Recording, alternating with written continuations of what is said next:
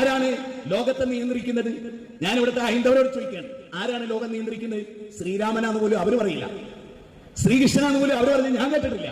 ഈ അണ്ടകടാഹം നിയന്ത്രിക്കുന്നത് ആരാന്ന് വെച്ചാൽ യേശു ക്രിസ്തു എന്ന് പറഞ്ഞ ക്രിസ്ത്യാനിയെയും ഞാൻ കണ്ടിട്ടില്ല. പക്ഷേ ഈ അണ്ടകടാഹം നിയന്ത്രിക്കുന്നത് ആരാണെന്ന് അബൂബക്കർ മുസ്ലിയാരോട് ചോദിച്ചാൽ അദ്ദേഹം പറയും CM മടവൂരാണ്. നോക്കൂ, എത്ര നീചമായ ഒരു വിശ്വാസമാണ് വെച്ച് പുലർത്തുന്നത്.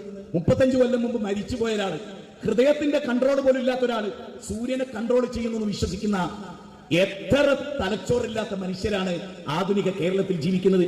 ഏതെങ്കിലും ഒരു നബി മരിച്ചുപോലെ വിളിച്ച് പ്രാർത്ഥിച്ച ഒരു ഉദാഹരണം, ഒരൊറ്റ ഉദാഹരണം വിശുദ്ധ ഖുർആനിലുണ്ടോ? ഇല്ല. എന്നിട്ടും മുസ്ലിങ്ങൾ അത് ചെയ്യുന്നു. ആരാണ് മുദബ്ബിറുൽ ആലം എന്ന് അബൂജഹലിനോട് ചോദിച്ചപ്പോൾ അബൂജഹൽ കൂസലില്ലാതെ പറയാൻ അള്ളയാണ്. ഇത് അബൂബക്കറിനോട് ചോദിച്ചു, ആധുനിക അബൂബക്കറിനോട്. അപ്പോ ആരാ ലോകം നിയന്ത്രിക്കുന്നത്? അത് CM മടവൂരാണ്. ഉണ്ടോ?